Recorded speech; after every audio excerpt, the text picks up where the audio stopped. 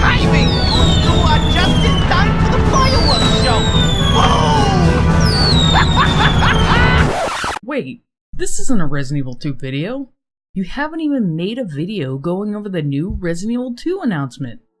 You know, honestly, I've been mulling over it since E3, and there's just so much to process and consider. I don't think I could properly articulate all my thoughts in a video. It's got 7 months, and we've only touched the surface of what this reimagining can offer us. And maybe I don't agree with everything presented 100%. However, I'm cautiously optimistic and interested in what sort of things related to the lore they can dig up and offer us in a way we haven't experienced yet. So that's pretty much all I can say for Resident Evil 2 Remake. Okay, Ricardo Irving. What the fuck does he have to do with Resident Evil 2? Well, maybe not much, yet. As one of those rare fans, I really just wanted to make a cool factoid theory video related to the character. And I've been procrastinating on it, so I figured July the 4th, or a little bit later, would be the next best date, as he was affectionately known as the fireworks guy before his identity was revealed, and he's American, so there you have it.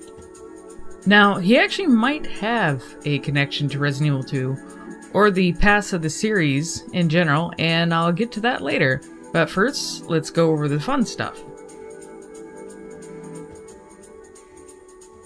Didn't get enough of our smack-talking businessman in Resident Evil 5? He makes a cameo in 3 other Biohazard-related spin-offs, one of which is the patchy slot version of Resident Evil 5, and the other 2 being card-based mobile games. While Resident Evil 5 patchy slot mostly used cutscenes and sequences taken from the original game, new scenes and interactions were created for some of the characters. Whenever certain goals were met while playing patchy slot, you would sometimes get special scenes involving Irving searching for a folder and commenting on its contents. Where is it? Found it. Let's see now. This one's gonna be tough, you know. In either a new edition or bonus mode of the patchy slot that had Rebecca incorporated, he would pull out a green folder and there would be a photo of Rebecca. In the Japanese version, he would just say, "How cute," or "It's cute," or "She's very cute." In the English version, however... Let's see now. Oh, come to daddy. Where'd he get that photo anyways? Wesker's secret stash at the African Tricell branch? I wonder. The game also has new music themes for Irving, one that plays during his folder searching sequence, and the other which is a remix version of his boss theme.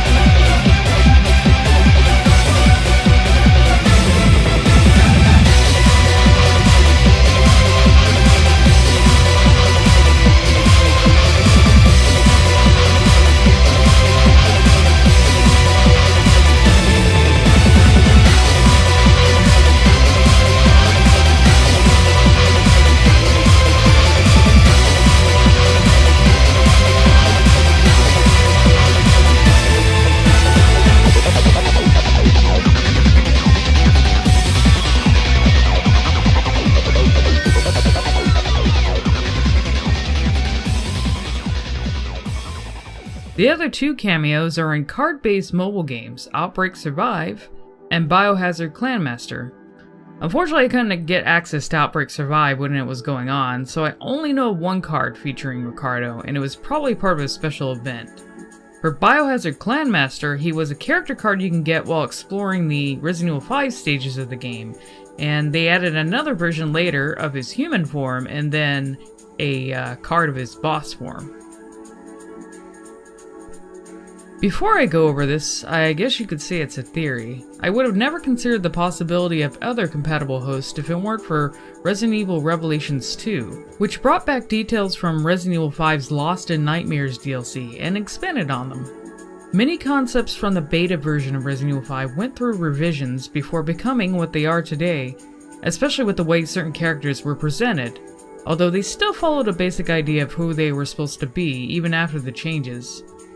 Ricardo Irving was originally depicted as an Ouroboros test subject, and during his confrontation with Chris and Sheva, we can see him mutating in a very different manner to the Plagas he was given in the final version of the game.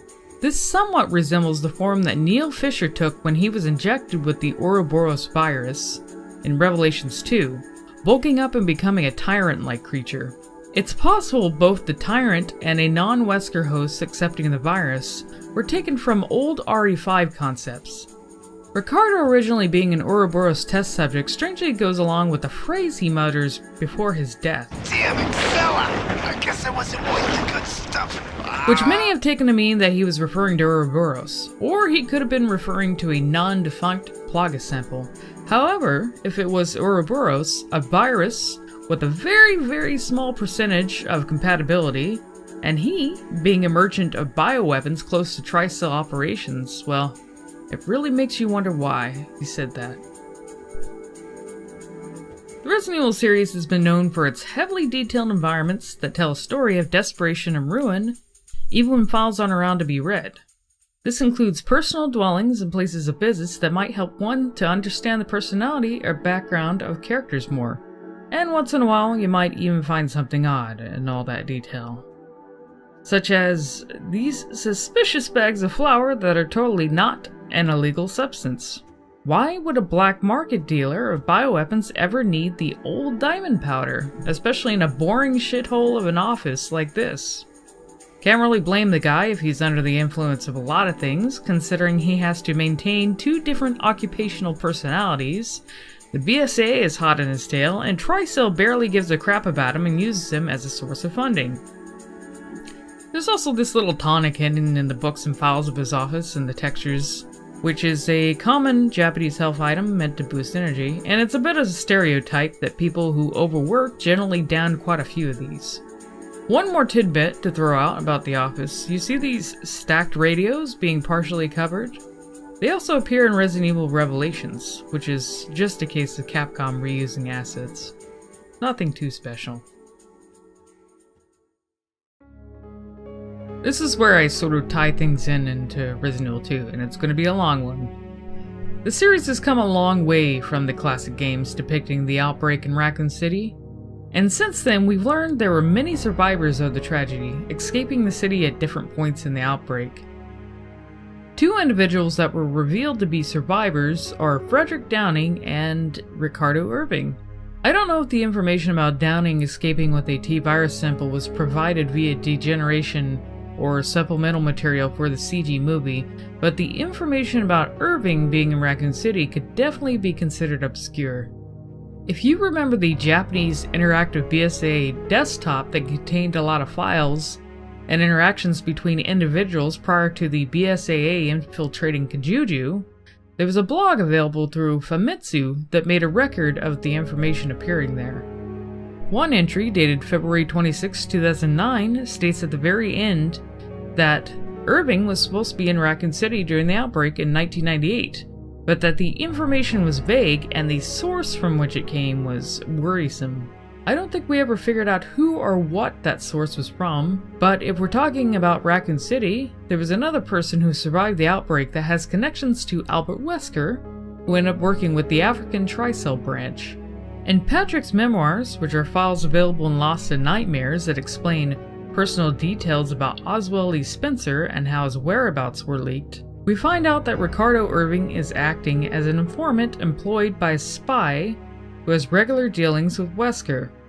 The one major spy we know of that has had a long-running business relationship with Albert, a rather shaky relationship, is Ada Wong. And Ada Wong was present during the Raccoon City outbreak. So why does Ada trust Ricardo enough to employ his services? And did this partnership start in Raccoon City? And what was he doing there at the time? Given that he was 29 to 30 years old according to the Biohazard Archives book during the events of Resident Evil 5, Ricardo would have been quite young during the outbreak, and it's hard to imagine he would have been too deep in the bioweapons business or even started in it. Another interesting tidbit is that he may or may not have had a relative working at the Arclight Umbrella Lab situated in the forest of Raccoon City.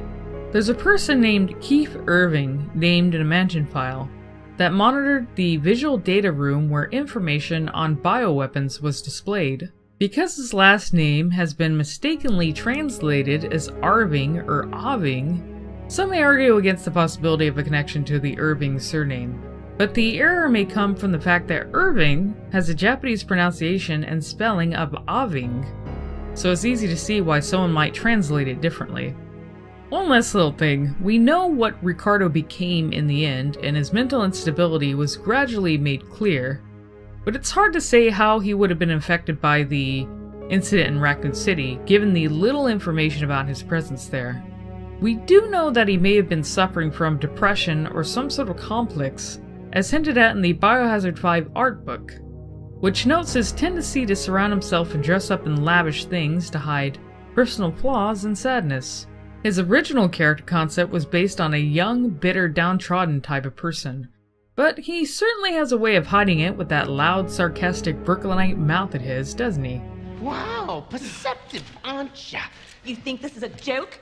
You're just like all the other pieces of scum terrorists. Oh, I'm not like them. I'm a businessman with standards. So I wonder if we'll ever find out why he was in Raccoon City and his connection to Ada, or if it's just another plot hole left adrift to the murky depths of Resident Evil lore.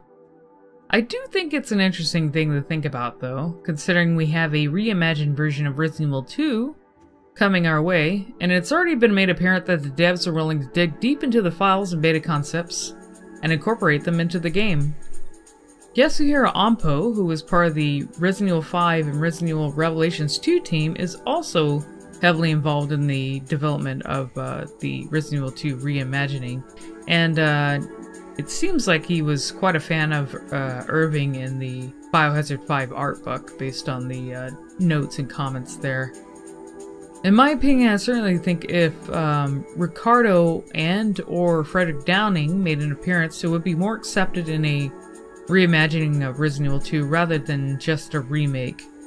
But even the remake of Resident Evil 1 added many new ideas to the story, maybe a few new characters, changed a few things around, so I guess you could say even that's a little bit of a reimagining and not just purely a remake. But we'll have to wait and see what sort of surprises are in store for us when more information about Resident Evil 2 is made available before release, and if certain characters appear or not, so I guess we'll have to see.